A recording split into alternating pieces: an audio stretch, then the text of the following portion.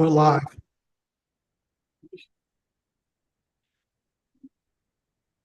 Good evening, everyone. I'd like to call the March 25th, 2024 meeting of the University City Council to order at 6:30 p.m. Madam Clerk, would you please call the roll? Councilmember Klein. Here. Councilmember Hales. Here. Councilmember Fuller. Here. Councilmember Sutherland. Here. Mayor Crowe. Here. We have a little echo going on, if someone could help us with that. Thank you very much. Before you, you have the agenda during the study session. We asked if anyone had any changes. If there are no changes to the agenda, may I have a motion to approve the agenda? Motion made by Mr. Smothers and seconded by Mr. Fuller. Is there discussion? Hearing none, all those in favor, please signify by saying aye. Opposed? The ayes have it. The only proclamation we have is for a service that I believe Ms. City Clerk has for us to sign. Am I correct? And we'll move through that ourselves. Before you, you have the March 11th, 2024 study session minutes, summer camp update. Is there a motion to approve? Motion made by Ms. Klein. Is there a second? Seconded by Mr. Hales. Is there discussion? Hearing none, all those in favor, please signify by saying aye. Mr. Smotherson abstains from the March 11th, 2024 study session. On the March 11th, 2024 regular meeting minutes, is there a motion to approve? Motion made by Mr. Fuller, seconded by Mr. Smotherson. Is there discussion? Hearing none, all those in favor, please signify by saying aye. Opposed? The ayes have it. We have no appointments this evening, nor do we have swearing in. We will move to the citizen participation section of the agenda. Each citizen is allowed 5 minutes. When you come forward, please give your name and address. If you came in a little bit later, the sign-up sheets are right over by the door. You can speak on non-agenda items at this time, and then if you speak on an agenda item, we will call you at the time that agenda item comes forward. The first request we have to speak this evening is Mr. Frank Ohlendorf.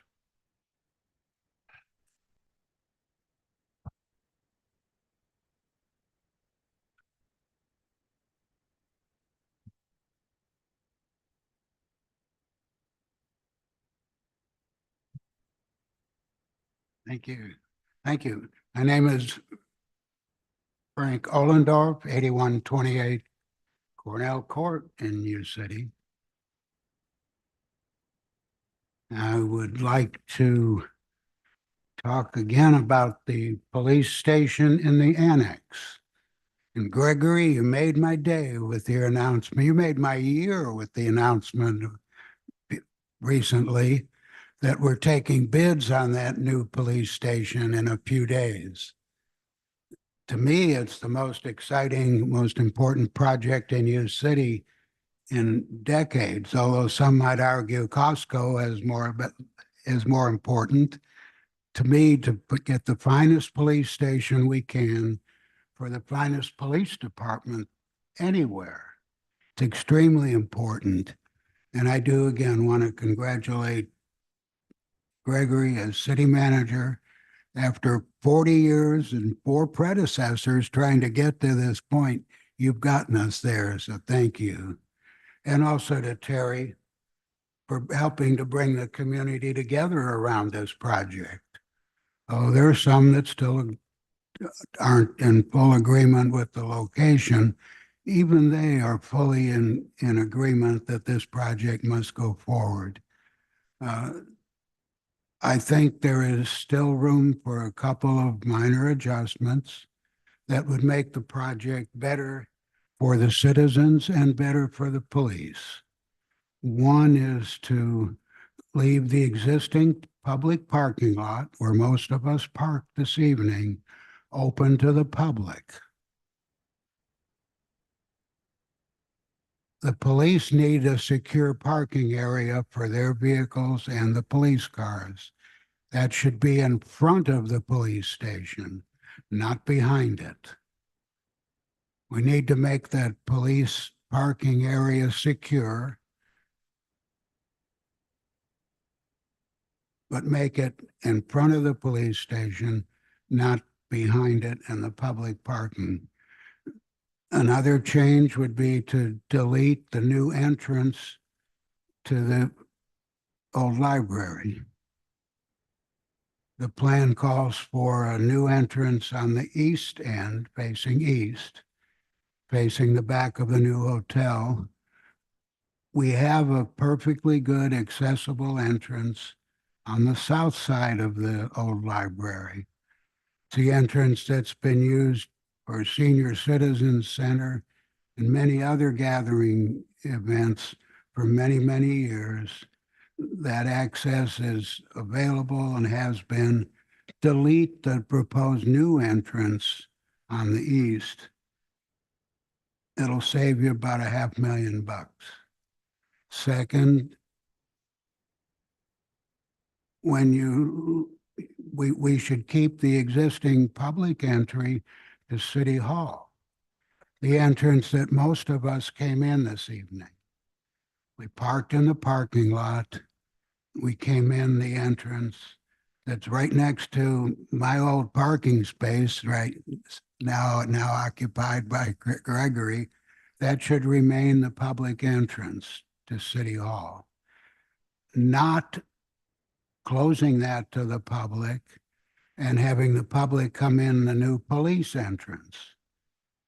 The proposed now is to build a new entrance to the police station with a new lobby, and that's where citizens coming into City Hall as well as the police station enter. First, we don't need that. We have a perfectly good entrance to City Hall for you and I from the parking lot. Second, to tell us that we can't park there anymore. We have to park behind the new police station and come in the police entrance is a waste of money. We don't need a new public entrance. It's also substantially less secure. Don't tell me that whenever I come to City Hall, I have to come through the police department. I don't want to come in through the police department. I want to come in where it's convenient and safe. The Missouri Chiefs of Police Association for years has been advising us that we should separate the public entry to City Hall from the police entry. Don't combine them. So if we delete delete the new entrance to the lobby to the police, delete the new entrance to the old library, you'll save about $1 million. You won't delay the project, and it'll be more secure and more convenient for all of us. Thanks for listening. Appreciate it. Thank you very much. That concludes our this section of the public comments.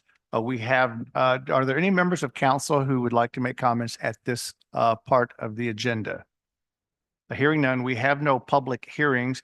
The consent agenda is items number K1, K2, and K3.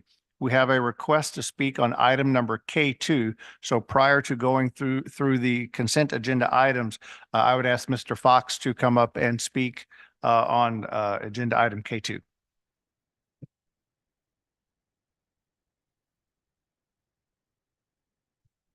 Hello, my name is Patrick Fox. I live at 1309 Purdue Avenue.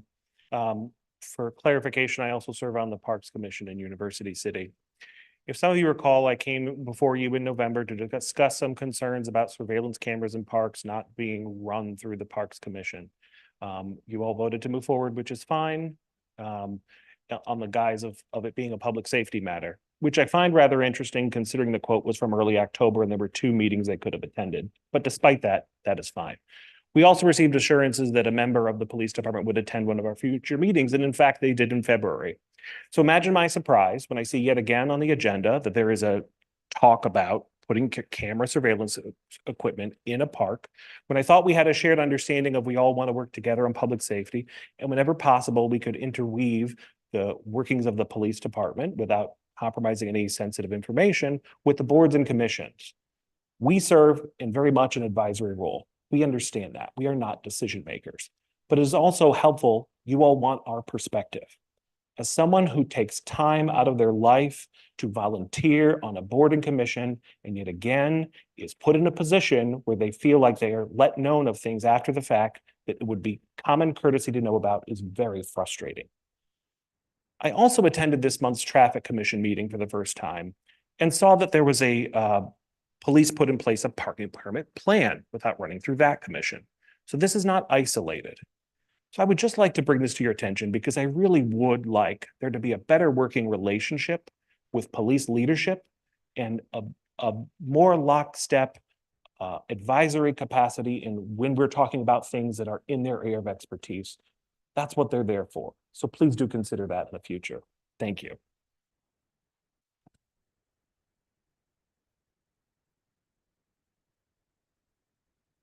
Thank you very much.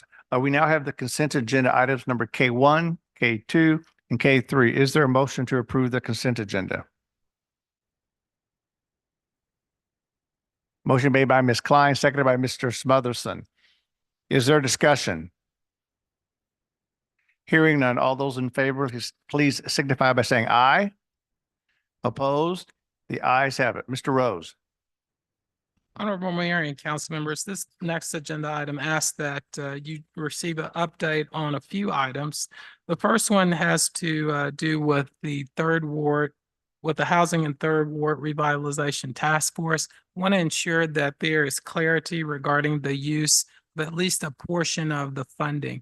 If you recall, $10 million has been set aside for the revitalization of the Third Ward. Of that $10 million, $2.4 million will be allocated from parks and stormwater, which is restricted in use. And so I want to ensure that there's clear information that those funds can only be used for park or stormwater use. I think that there was some miscommunication that occurred at the last meeting.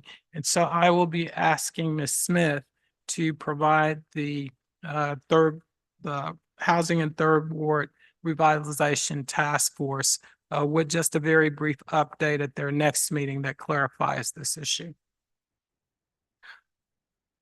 Second item I'd like to mention is the streetlight update. There was some conversation at a prior meeting regarding what our process is regarding streetlight, not just improvements, but maintenance. And so I've asked Public Works Director Darren Girdler to provide you with a brief update. Mr. Girdler. Thank you, Mr. Rose. Good evening, Mayor, Council.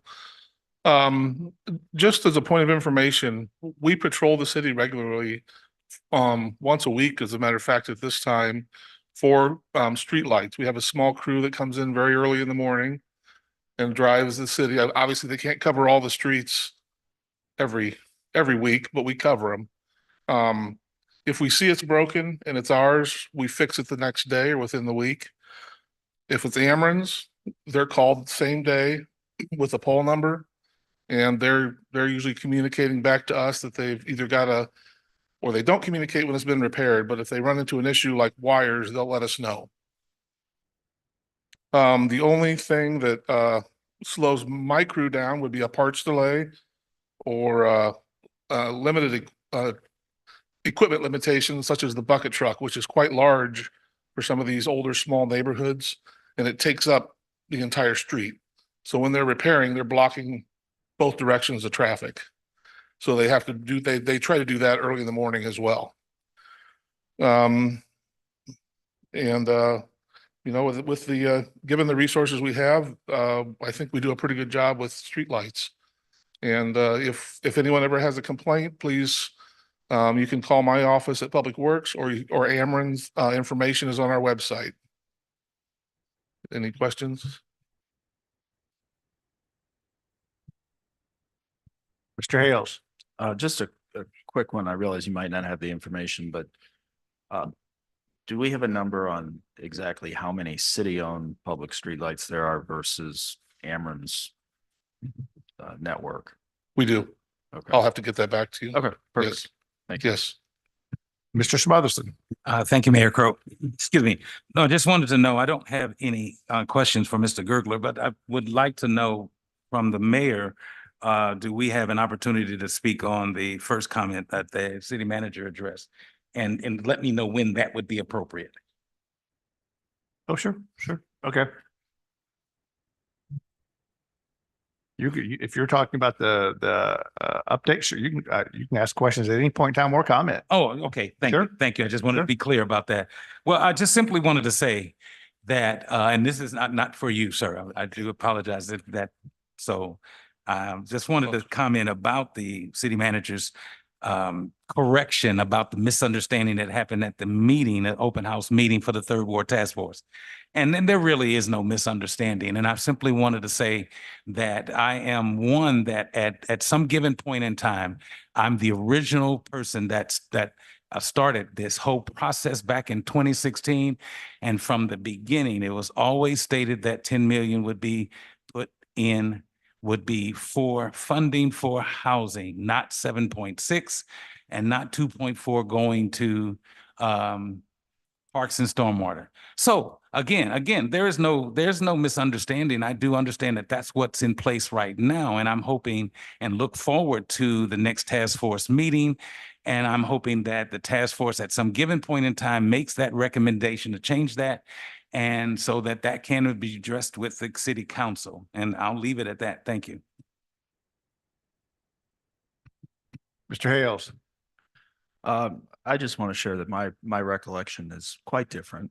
And I believe as this was put together, this was part of the redevelopment plan, and what the city manager described is precisely what we as a body voted on after a rather lengthy period going through this. So I don't think there's any misunderstanding, and my understanding is precisely what the city manager shared. Any other questions? I think we can always look back at the record and see what the votes that were taken and the documents that were signed and the documents that were put together and the clarity that they will provide everybody. Mr. Rose. Honorable Mayor and council members, the final item for the update is wanted Public Works Director Girdler to just give a brief update regarding MSD's cleaning of the channels. Mr. Girdler? Thank you.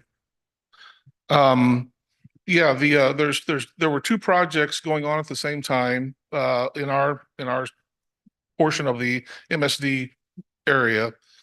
There was a channel sediment removal project, which is the channel between Pennsylvania and Vernon, where it's a concrete, so it's improved, it's what they call an improved channel, and it curves a bit, and in the inside of that curve, it's dropped sediment over the years. A crew spent close to a month with some fairly small equipment, though, cleaning all that out, and I do not have a number on how much or the cubic yards yet, but we will have that soon. And as soon as we do, of course, we'll report that. And then the tunnel cleaning project. I talked with actually the Ace Cleaning today, and this project's a little bit bigger than they anticipated, is what the gentleman from Ace told me. So they've the last report I had was 600 tons of materials pulled out of the tunnel. And then about, and I can't recall the cubic yards that converts to, but 600 tons of material is quite a few truckloads. Yeah. So I have invited them to come to an upcoming gathering if we would like for them to, and explain in more detail for us, but I couldn't get a couple of the answers today, and I'm sorry about that. Mr. Hales. So I think we all clearly were aware of what they have done. Are they planning to go to the other improved channels, like behind Royal Bank? From where it goes under Olive and then up and around and to the west? Yeah, that I don't know at this time. They when I contacted them today about the Pennsylvania channel, to get some statistics. The first response back I got was University City contracted with this contracting company. And as far to my knowledge and Mr. Rose's knowledge, there's no contract signed with that company through the city of University City. So MSD needs to do a little digging, and there's several of the people that could answer the question today were not available. Okay, my experience having conversations both in this room and elsewhere with MSD at public meetings is getting two people answering the same question with vastly different answers. Are we still experiencing challenges with getting a straight answer from MSD? Because this kind of sounds like we haven't seen a great deal of improvement. I don't know that we're seeing challenges in getting multiple answers. We're getting challenges in encouraging them to get in and get the work done. And they were at the soon-to-be new CEO was at one of our recent Stormwater Commission meetings, and mostly to talk about propositions, but he answered several questions about the cleaning and such. Okay, I think it would be incredibly helpful not only to this body, but to everybody in U City to know exactly what their plans are relative to the cleaning that they're preparing to do. Because right now it seems like they've done two things, and that's great, and I applaud them for doing that. And 600 tons is clearly a very substantial amount of debris. But is that the beginning of it, or is that the end of it? I believe that was pretty much the beginning. Mr. Fuller. We've talked about this in Stormwater Commission, but Mr. Gergler and I both saw the people that were cleaning out were not MSD. They were contractors from MSD. So I think that there's another part of our complication in communications. But Yes. Both of those and they were different crews, different companies. So they were subcontracted. That's what the point is. Anyone else? Mr. Rose. Well, Mayor, if there are no further questions, I'll move on to item L2. Thank you. The EDRST board, as you know, is appointed in its entirety by the mayor and then with council's approval. And so you have before you a large part of our packet, which I want to commend, similar to our planning commission, where we have a group of 7 citizens who work with our staff to go through the applications from the businesses that have applied for these funds. This year, we had a number of applicants, and I do commend Ms. Smith, her staff, and the EDRST board for the amount of time that they put in discussing, asking questions, and going through all of these proposals. I know that we have a number of proposals here, and you'll see that the number does total up to quite a nice number to be able to invest back into our community. And so I guess I ask of my colleagues, are there any questions that you have of Ms. Smith, the city manager, or the EDRST prior to moving to approving the EDRST applications? Hearing none, is there a motion? Is there a motion to approve the EDRST applications as provided in the packet? Motion made by Mr. Smotherson, seconded by Mr. Hales. Is there discussion? Hearing none, all those in favor, please signify by saying aye.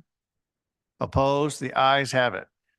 We have no unfinished business. We do not have any new business. Are there any reports from any of the commissions that any of the council members would like to make this evening? Mr. Fuller. First, I have 2 items here.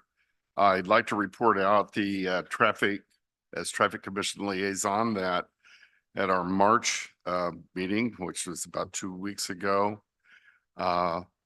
the commission, I don't know, elected Siri Moran to be our new chairman.